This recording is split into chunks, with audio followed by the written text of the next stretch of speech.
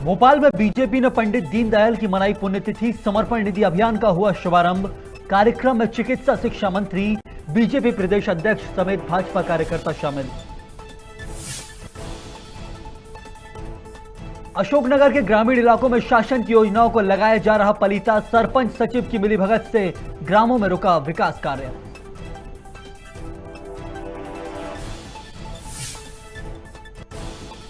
BJP प्रदेश अध्यक्ष BD Sharma ने कांग्रेस पर किया हमला। कहा, कांग्रेस का काला धन ही उनका विचार और उनके खून में भी काला धन है।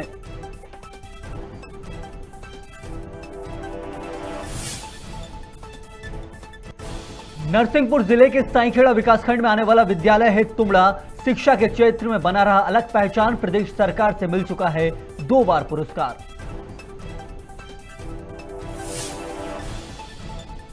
और रायपुर में पुलिस ने चाकूबाजी के 2 आरोपियों को किया गिरफ्तार। जुलूस निकालकर आरोपियों से लगवाए नारे।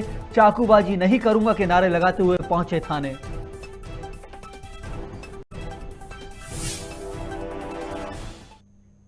नमस्कार, बहुत स्वागत है आप सभी का खबर भारत में। आपके साथ मैं हूं संयम जैन। बुलेटिन में अब खबरें विस्तार से। बीजेपी ने संगठन को आर्थिक रूप से मजबूत करने के लिए समर्पण निधि अभियान की शुरुआत की है। वहीं कांग्रेस विधायक पीसी शर्मा ने बीजेपी पर तंज कसते हुए कहा कि यह समर्पण अभियान नहीं बल्कि चंदा वसूलने वाला अभियान है। साथ ही उन्होंने प्रदेश सरकार के ऊपर आरोप लगाते हुए कहा कि पिछले 2 साल से कोरोना संकट के चलते प्रदेश की आर्थिक गतिविधियां प्रभावित हुई हैं। लोग बड़ी संख्या में बेरोजगार हुए हैं। ऐसे में बीजेपी एक कार्यकर्ता की आर्थिक मदद करे। ये आत्मसमर्पण नहीं है, ये चंदा वसूली है। पहले मुख्यमंत्री जी कहते थे भांजे भांजियों का मामा हूँ, अब चंदा मामा कहलाएंगे। वैसे ही भोपाल में एक विधायक चंदा मामा के नाम से फेमस है। और जो कोरोना काल में जनता त्रस्त हो गई, जिनके काम धंधे बंद हो गए, जिनके रोजगार चले गए, जिनका कोरोना से लड़ाई में पैसा चला गया, किसानों की फसलें नष्ट हो गई, आज उनके पास जाके वसूली की बात कर रहे हैं। बल्कि जाना चाहिए वहाँ पर 65,000 बूथों और 1-1 लाख रुपए हर परिवार को दें। मोदी ने कहा था 15 लाख हर परिवार को देंगे। 15 नहीं दे रहे तो 1 तो दो। छत्तीसगढ़ के पीसीसी अध्यक्ष मोहन मरकाम सरगुजा पहुंचे, जहां उन्होंने राजमोहिनी भवन में आयोजित डिजिटल सदस्यता अभियान की शुरुआत की। इस दौरान कांग्रेस कार्यकर्ताओं को डिजिटल सदस्यता के जरिए अधिक से अधिक लोगों को सदस्य बनाने की ट्रेनिंग दी गई है। वहीं मौके पर संभागीय जौन प्रभारी, जिला अध्यक्ष, ब्लॉक अध्यक्ष सहित तमाम कांग्रेसी कार्यकर्ता मौजूद रहे। बताया जा रहा है कि फरवरी माह के अंत तक 10 लाख सदस्य बनाने का लक्ष्य रखा गया है।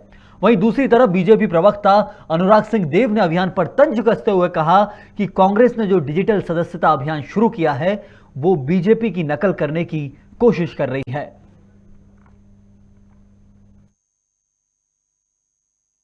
ये पुरातन समय से ही एक चुनावी जो तंत्र है उस पर काम करती आई है। लेकिन ये जो डिजिटल सदस्यता अभियान भाजपा की नकल करके इन्होंने शुरू की है, उसमें एक कंडिका रखी है कि जो भी व्यक्ति शराब या अन्य मादक पदार्थों का सेवन नहीं करता हो उसको हम मेंबर बनाएंगे। तो क्या ये इसको सुनिश्चित करेंगे कि ये मादक पदार्थों का और शराब का सेवन नहीं करने वाले को ही मेंबर बनाएं? डिजिटल सदस्यता अभियान के तहत आज ट्रेनिंग प्रोग्राम आयोजित की गई है, जिसमें जो डिजिटल की जो बारीकियां हैं, इन बारीकियों को समझाने का हम लोग प्रयास कर रहे हैं। छत्तीसगढ़ में कांग्रेस पार्टी 10 लाख सदस्य बनाने का लक्ष्य रखा है और हम लोगों ने फरवरी माह तक इस लक्ष्य को पूरा करना चाहते हैं। आधुनिक युग में डिजिटल का बहुत बड़ा योगदान है, इसीलिए हम चाहते हैं कि हमारे कार्यकर्ताओं, हमारे जनता तक कांग्रेस की बात, सरकार की बात, हमारी आइडियोलॉजी, हमारी विचारधारा हम जन जन तक कैसे पहुँचे।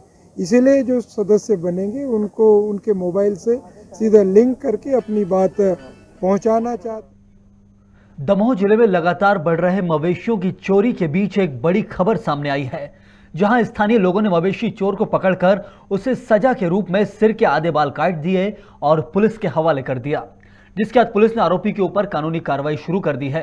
पूरा मामला शहर के देहात थाना क्षेत्र के जबलपुर नाका चौकी में आने वाले मारूताला का है, जहां चोर ने मवेशी चुराने का प्रयास किया, लेकिन आखिरी वक्त स्थानीय लोगों ने चोर को पकड़कर उसके आधे बाल काट के उसे वहीं सजा दे दी। ये दमोह देहात थाना क्षेत्र में ग्राम मारूताल की घटना है।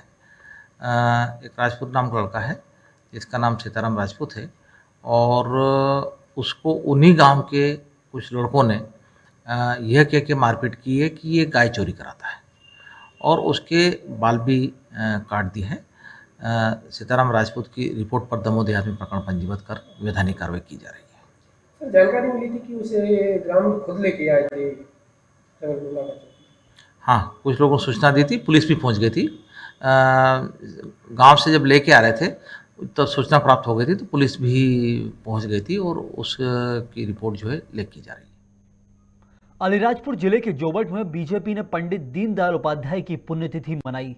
इस मौके पर जोबट विधायक सुलोचना रावत सहित बीजेपी के कार्यकर्ताओं ने पंडित दीनदयाल जी को याद किया, उनके विचारों पर चलने को अमल में लाने के लिए प्रयास किया। इसी दौरान विधायक रावत ने कहा कि जिस तरह से पंडित जी ने अंतिम व्यक्ति को विकास धारा में जोड़ने की कोशिश की थी, उसी तरह भारतीय जनता पार्टी का हर कार्यकर्ता अंतिम व्यक्ति तक सरकार की योजनाओं को लेकर जा रहा है।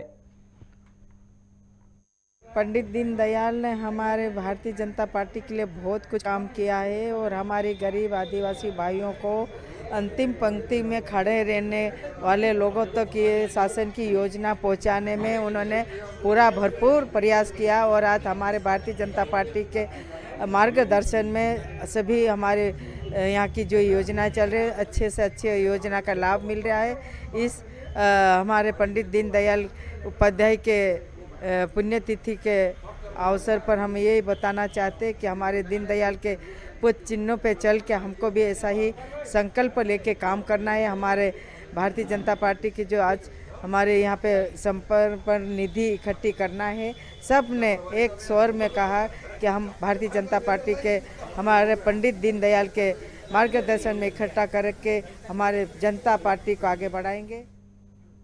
महासमुंद जिले के पिथौरा में जिला सहकारी केंद्रीय बैंक के कर्मचारियों ने एक दिवसीय सामूहिक अवकाश और वार्षिक वेतन वृद्धि की मांग को लेकर आंदोलन छेड़ दिया है। समितियों में पदस्थ संवर्ग कर्मचारियों सहित बैंक मुख्यालय के समस्त अधिकारियों एवं कर्मचारियों ने अपनी मांग पूरी न होने को लेकर उग्र आंदोलन करने की चेतावनी भी दी है।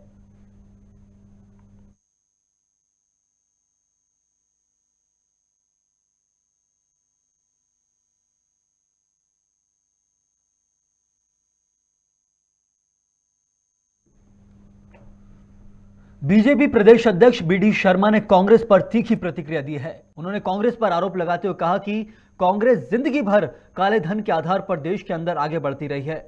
काला धन ही उनका विचार है और उनके खून में भी काला धन है। साथ ही उन्होंने कहा कि भगवान के मंदिर में हूं, यहां किसी की आलोचना करना उचित नहीं मानता हूं, लेकिन मैं मानता हूं कि वह केवल काले धन के बारे में ही सोच सकते हैं। कांग्रेस जिंदगी भर काले धन के आधार पर इस देश के अंदर आगे बढ़ती रही और काले धन का ही उनका विचार है और उनके खून में भी काला धन है।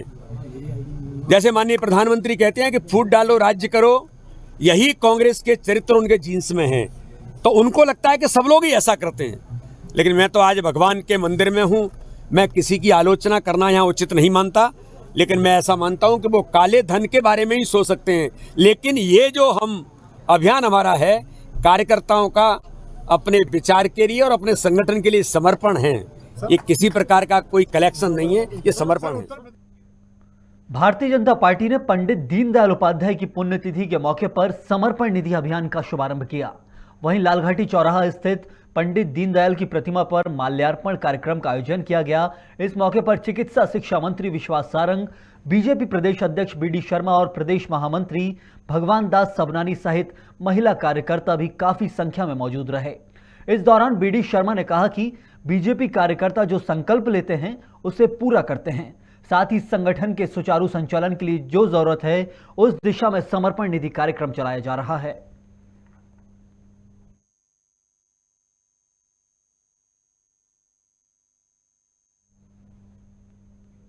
रायपुर पुलिस ने अश्विनी नगर इलाके में हुई चाकूबाजी के 2 आरोपियों को गिरफ्तार किया है और उसी इलाके में उनका जुलूस भी निकाला जहां आरोपियों ने घटना को अंजाम दिया था।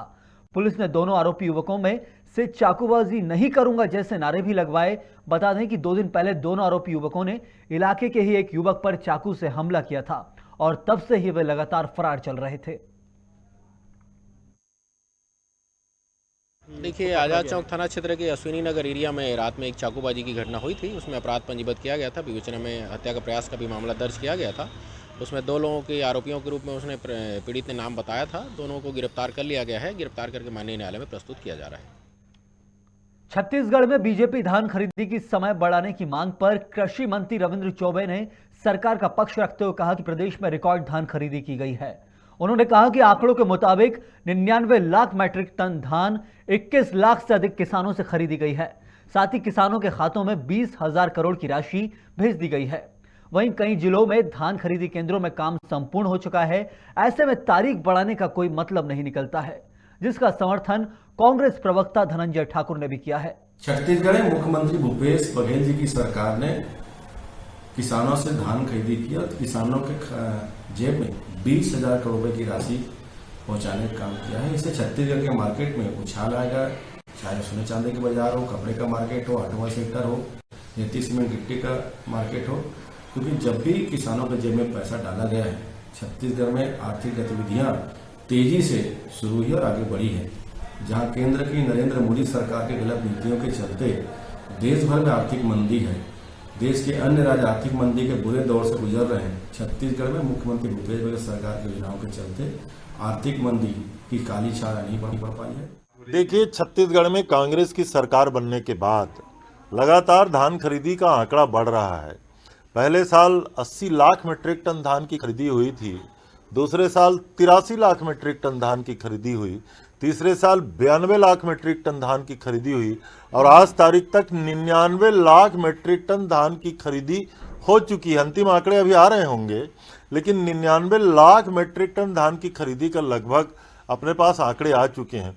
20,000 करोड़ के लगभग राशि किसानों के खातों में हस्तांतरित किया जा चुका है और किसानों की भी संख्या लगातार बढ़ रही है। तो मैं समझता हूँ छत्तीसगढ़ के लिए ऐतिहासिक आंकड़े हैं। विदिशा नगर पालिका सभागृह में सभा का आयोजन हुआ, जिसमें गौरव दिवस के संबंध में चर्चा की गई। सभा में शहर के अधिकारियों सहित कई नागरिक उपस्थित हुए और निर्णय लिया कि प्रत्येक साल 12 जनवरी से 14 जनवरी तक 3 दिवसीय गौरव दिवस कार्यक्रम का आयोजन होगा, जिसमें विभिन्न प्रकार के सांस्कृतिक, सामाजिक और जन जागरूकता कार्यक्रम किए जाएंगे। संपूर्ण शहर, संपूर्ण ग्रामों में बने गांव का और शहर का इतिहास शहरवासियों को, ग्रामवासियों को उसकी जानकारी रहे। वहां निवास करने वाले जिन्होंने शहर का गौरव बढ़ाया है, वो प्राचीन संस्कृति जिसने शहर का या गांव का गौरव बढ़ाया है, वो सामाजिक धार्मिक लोग जिन्होंने उस शहर का, गांव का गौरव बढ़ाया है, उस सबका ज्ञान शहर और गांव के लोगों को मिले। वो गर्व के साथ वो एक दिन गौरव दिवस के रूप में उसको मनाएं। विदिशा 14 जनवरी को गौरव दिवस के रूप में विदिशा शहर में आयोजन होगा। आज नगर पालिका सभागार में बैठक हुई। शहर के सभी विद्वान जनों ने एक मत होकर विदिशा शहर में 14 जनवरी को गौरव दिवस मनाने का फैसला किया गया। 12, 13 और 14 3 दिन का आयोजन होगा, जिसमें एक दिन जो है विदिशा के इतिहास को बताया जाएगा, एक दिन जो है धार्मिक और सामाजिक मान्यताएं जो हमारी रही हैं उसको बताया जाएगा। श्योपुर कलेक्टर शिवम वर्मा ने शहर के वार्ड नंबर 17 आंगनवाड़ी केंद्र का भ्रमण किया और इस भ्रमण के दौरान कलेक्टर ने आंगनवाड़ी क्षेत्र के अंतर्गत आने वाले लोगों से बात की और साथ ही उनकी समस्याओं को भी जाना। इसके साथ ही आंगनवाड़ी केंद्र में बच्चों की स्थिति की जानकारी ली और केंद्र की व्यवस्थाएं एवं योजनाओं के बारे में आंगनवाड़ी कार्यकर्ताओं से भी बात की। वहीं आंगनवाड़ी क्षेत्र की आदिवासी महिलाओं ने कलेक्टर शिवम वर्मा से कहा कि हमें प्रधानमंत्री आवास नहीं मिला है और हमें रहने को जगह भी नहीं है। वहीं राशन की समस्याओं के बारे में कलेक्टर शिवम वर्मा ने महिलाओं को जल्द आपूर्ति कराने का आश्वासन दिया।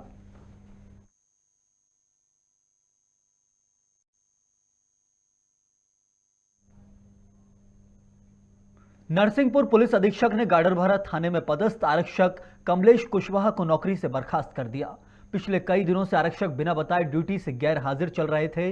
वहीं कुछ दिन पहले कमलेश कुशवाहा ने गाडरवारा के होटल कंफर्ट के कर्मचारियों से मारपीट और गाली गलौज की थी, जिसके सीसीटीवी फुटेज का वीडियो सोशल मीडिया में वायरल हो रहा था, जिसके बाद आरक्षक के खिलाफ चल रही विभागीय जांच में दोषी पाते हुए अधीक्षक विपुल श्रीवास्तव ने पद से बर्खास्त कर दिया।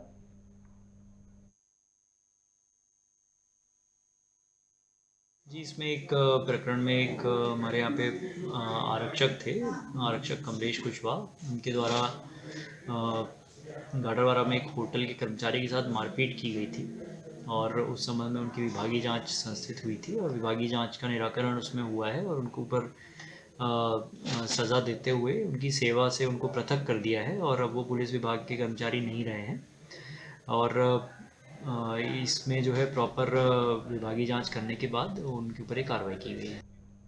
अशोकनगर के ग्रामीण इलाकों में शासन की योजनाओं को जमकर पलीता लगाया जा रहा है। सरपंच और सचिव की मिलीभगत से ग्रामों में ना तो विकास कार्य हो पा रहे हैं, न ही ग्रामीणों को रोजगार गारंटी के तहत काम मिल रहा है। अशोकनगर जनपद के अंतर्गत आने वाले ग्राम पंचायत खेजरहाट के हाल भी बेहाल है। यहां करीब 300 मास्टरों की मजदूरी तो कार्यों के नाम से निकाली जा रही है, लेकिन ग्रामीणों को रोजगार नहीं दिया जा रहा है। वहीं जो निर्माण कार्य किए भी जाते हैं वे सब मशीनरी से किए जाते हैं। तो यहाँ पे आपको कोई मजदूरी वगैरह मिल पा रही है? नहीं मिल पा रही। यहाँ पे जो निर्माण काम हो रहा है वो कार मशीनरी से हो रहे हैं।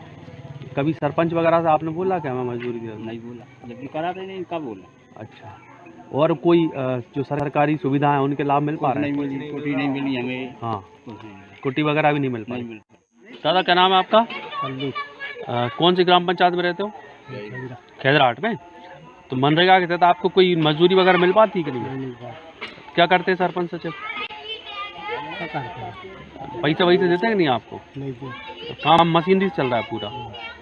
आपने कभी बोला उनसे कि काम माम दो हमें मनरेगा? नहीं बोला, हमने जब भी पूछते नहीं के दे देते हैं। 150 रुपए सिर्फ जॉब कार्ड रखने के। अरे ऐसा थोड़ी होता है, रखने से कोई पहले भी आपके संज्ञान में ये मामला आया है, कुछ कारण वगैरह? चलो करवाते हैं यार, इसमें खेजराहट है। खेजरहाट भी।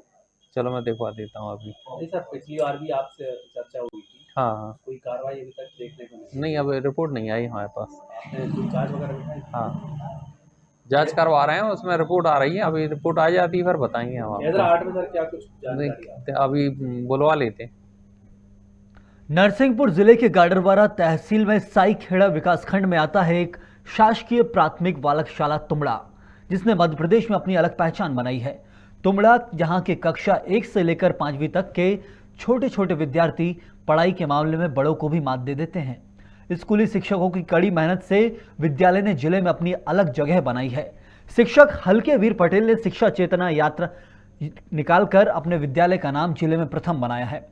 आपको बता दें कि शिक्षक हल्के वीर पटेल को 2 बार मध्य प्रदेश सरकार से अच्छी शिक्षा देने पर सम्मान दिया चुका है। उनसे खास बातचीत की खबर भारत के संवाददाता विनोद चौकसे ने। नमस्कार साथियों, आज फिर खबर भारत की टीम नरसिंहपुर जिला गाडावारा तहसील के अंतर्गत साईखेड़ा जो विकासखंड है उसमें ग्राम पंचायत जो आती है, उस ग्राम पंचायत के शासकीय प्राथमिक बालक शाला हम आए हुए हैं शिक्षा क्षेत्र की एक बड़ी खबर लेकर।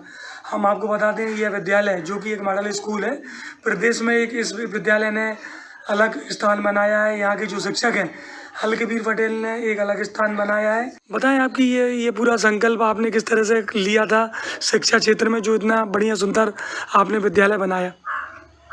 ग्रामीण क्षेत्रों के जो बच्चे हैं, गरीब बच्चे हैं, ये बहुत बेहतर से बेहतर शिक्षा प्राप्त करें और आज के आधुनिक युग में जैसी वो शिक्षा उनके लिए होना चाहिए वो शिक्षा हम मुहैया करा रहे हैं। आप ये बताएं, आपकी शिक्षा चेतना यात्रा 26 जनवरी में पुरस्कृत हुई है, जिले में पहला स्थान बनाया है, कितनी मेहनत लगी इसमें?